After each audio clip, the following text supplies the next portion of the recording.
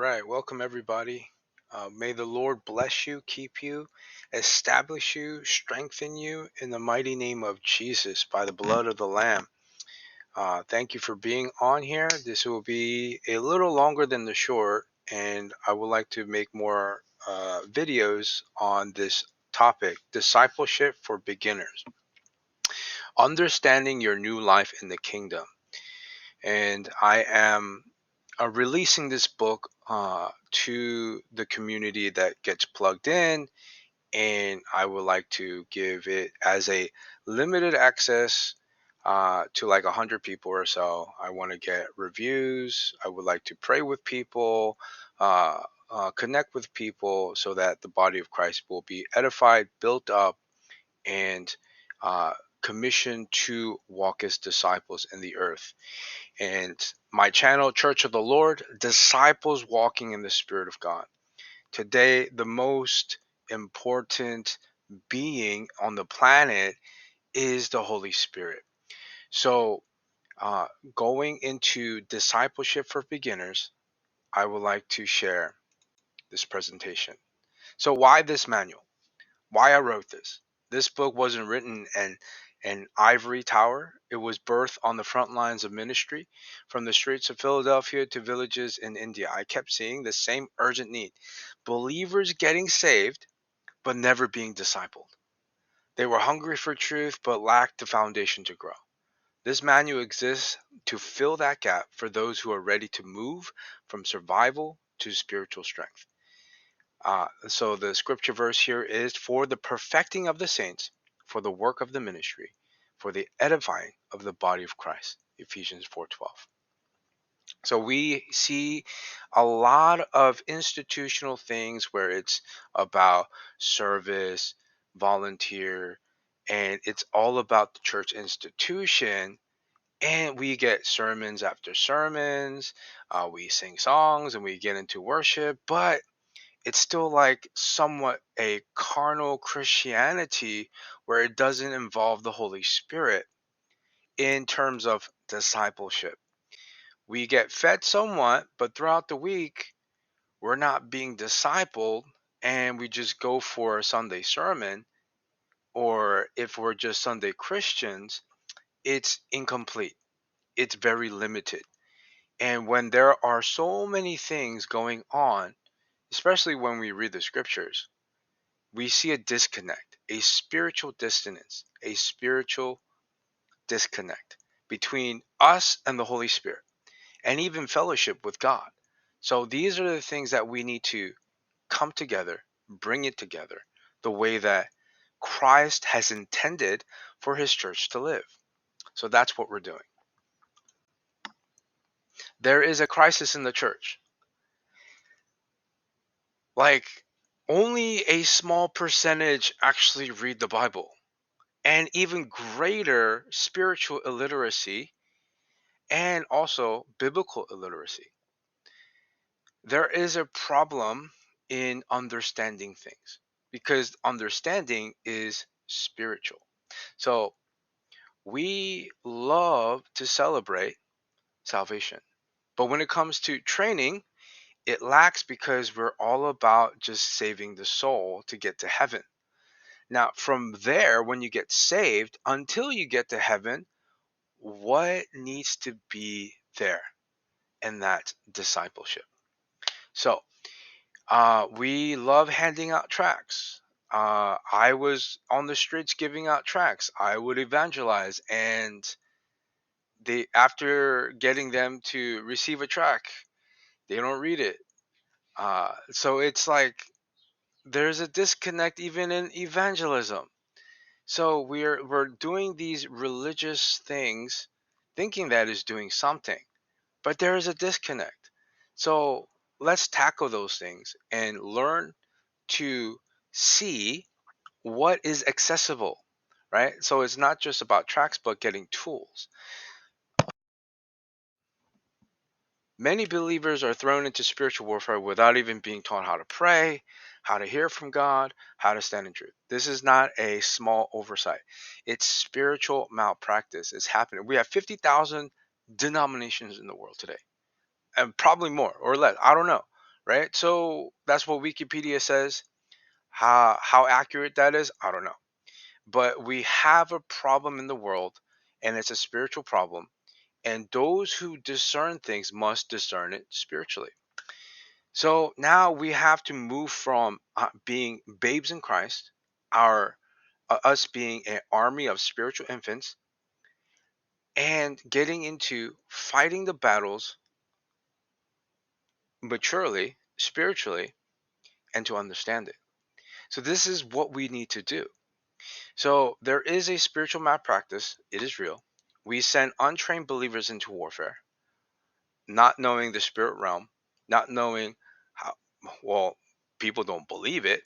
I should rather say people don't actually know it because people are so carnal and natural, not even understanding the spiritual realm, right? And we just get proper or academic theological training and think that that's going to help people solve problems.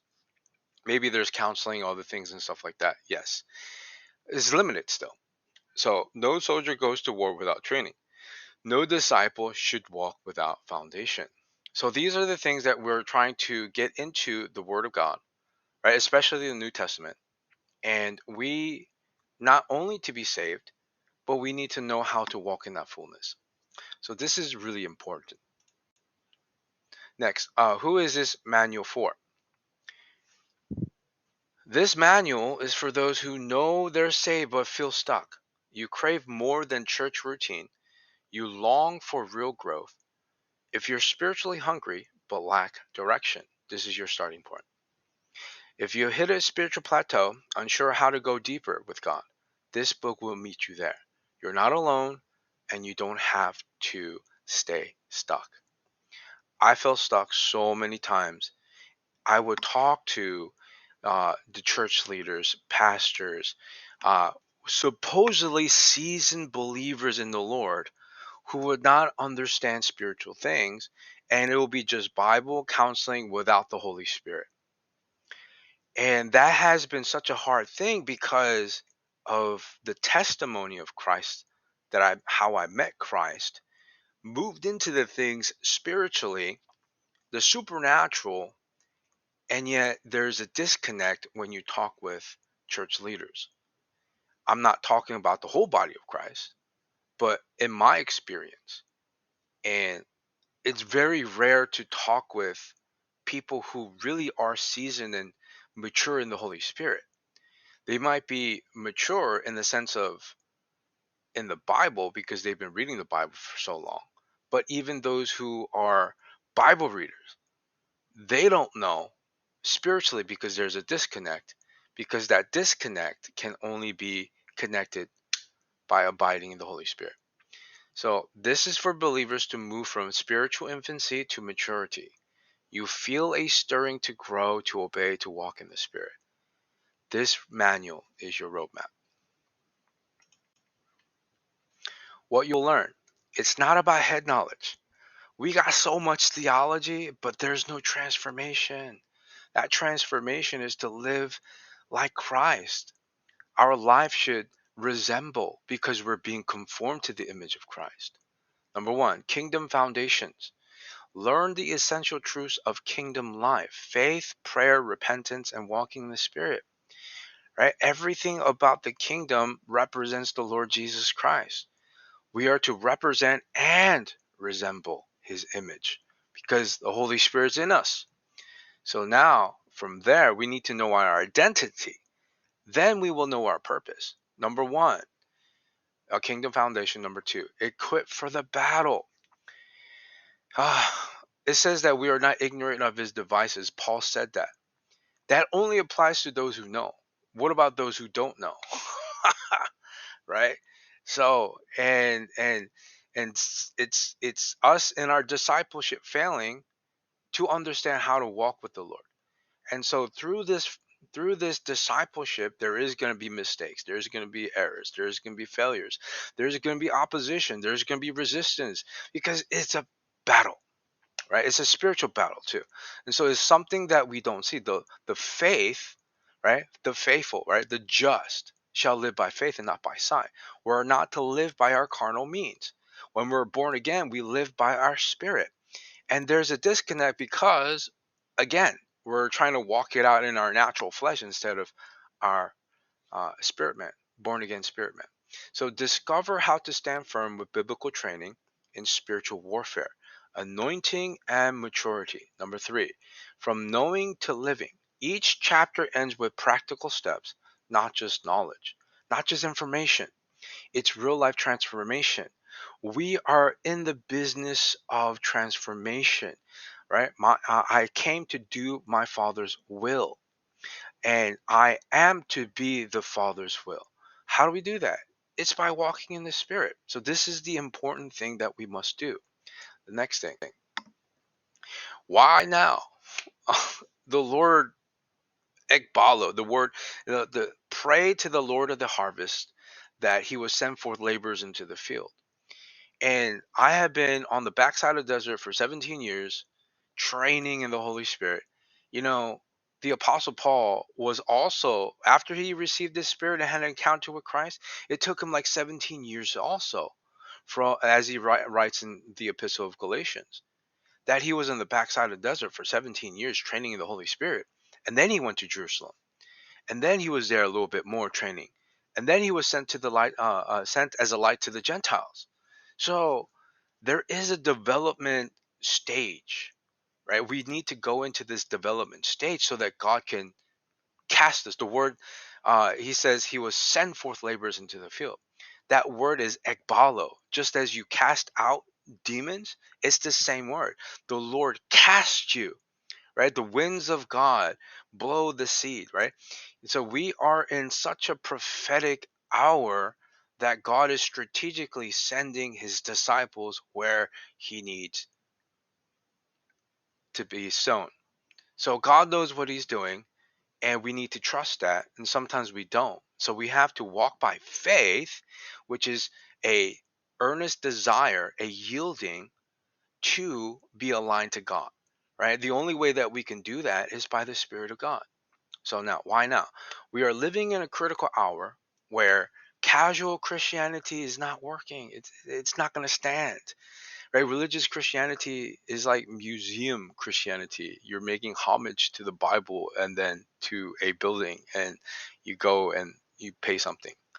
In return, there's no transformation. You just hear things about Christianity or whatever, but it's not meeting Christ, encountering Christ, right? And then there's a transformation after you meet Christ.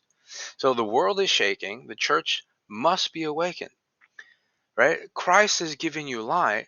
Therefore, come out, awaken from your sleep, your slumber, right? It's awake to righteousness. There is something about awakening with God. So that has to be about coming into the light. And so we're exiting our deadness, which is our sinful flesh.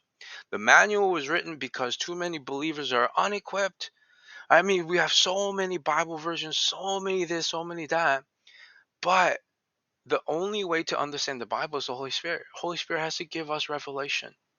So believers are unequipped for the battles they face. And it's just, oh, we just need to get through it until we get to heaven, right? So we have issues. So the Lord is calling his people to rise, to grow up into maturity and be prepared for what's coming. This is more than a teaching. It's a call to a readiness. It's God is calling his people to preparation. It's always been that way, but only those who have been awakened understand this, right? So if you felt the Spirit stirring you to go deeper, it's because God is preparing his people. This manual by no means is a luxury. It is not just a hold into another library. No, no, this is my blood, sweat, and tears, fastings, prayers, the things I have to go into warfare and the battles and the things I had to go through, right? Through much suffering, we learn obedience. And through obedience, there's a lot of wisdom and a lot of revelation. How to use this manual.